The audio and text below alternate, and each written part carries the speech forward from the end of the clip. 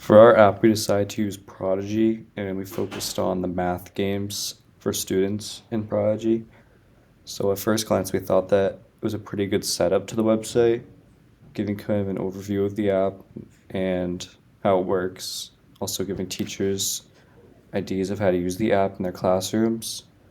And so as we log in to play as a student, it was pretty easy setup to get to the app at first.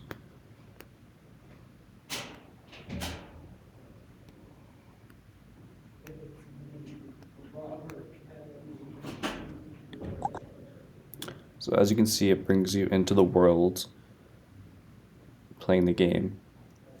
And when you're new to the game, it lets you pick a character and a pet, which can be fun for students. It's on the island.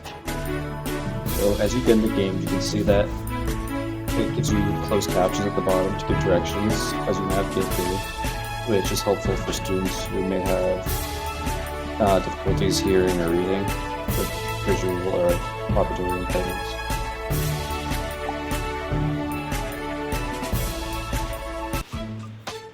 Prodigy, so much potential, so open and full of knowledge! This is another example of where it says the text out loud to give students directions while also putting a closed caption.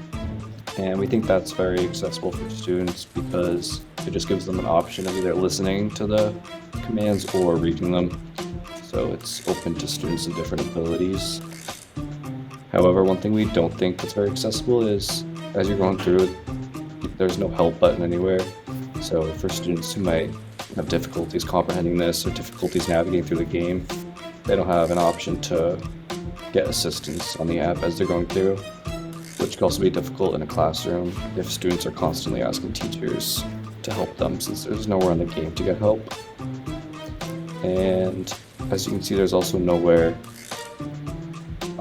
to go to the settings to switch the language on this app, so it's only available in English, it looks like, which we think is difficult for English language learners or students who don't have English background knowledge, because they don't have an option to play the game in their language that they're familiar with. So it is accessible in some ways, but it also doesn't give students that option to play the game in a different language, which could use some work. You can also see here there's visuals with a pointer to help you know where to click, which can make it easier for students to navigate.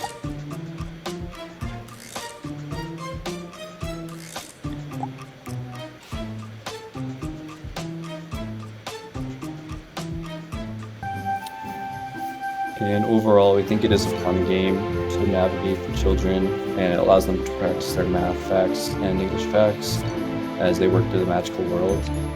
But we do think some instances like these can be difficult for younger students as well, because the directions can be a little confusing to follow for kids in early elementary grades, as you need to kind of follow close attention to what the directions are telling you. So we think the app's accessible in some ways, but other ways it's not.